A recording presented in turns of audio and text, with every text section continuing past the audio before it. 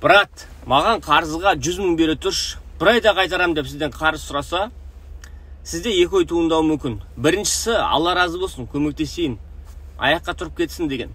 Екіншісі, қаз көмектессем, ертең маған да оның пайдасы тиеді ғой деген.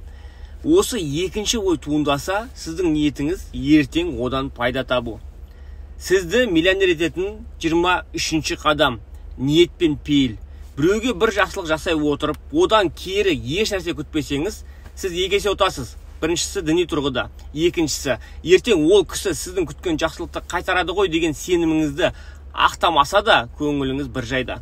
Ол үшін переживать етіп, кезінде мен саған көмектескен едім, ой, қанша жақсылығым өтті ғой, ұмытып кеттің ба деген әңгіме де болмайды. Энергияңызда сақталады. Пайғамбарымыз айтқандай, амалдар ниетке байланысты. Егер біреуге қатты үміттеніп, ол сіздің үмітіңізді ақтамаса, оған ренжімеңіз. Өткені үміт оныкі емес, сіздіңкі.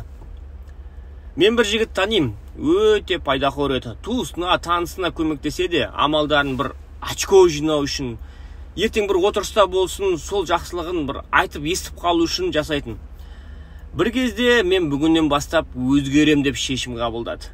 Адамның 180 градусқа бір мезетте өзгере алатынына мен сол кезде көзім жетті. Сол кездегі айтқаны, әкем әрдайым дастархан басында, Құдайым кетпес дәулет кең пейіл бер деп сұрап отыратын еді. Жай ғана сөздеп жүрсем, кейін мағынасын түсінгенде мен қатты өкіндім деді. Айына 500 мың теңге тауып жүрген жігіт осы уақытта 40 миллион табады айына. Сондағысы бастағы бірақ щелчок. Ниет пен пейіл, тепсе комментке от қойып кет. Ертең көріскенше.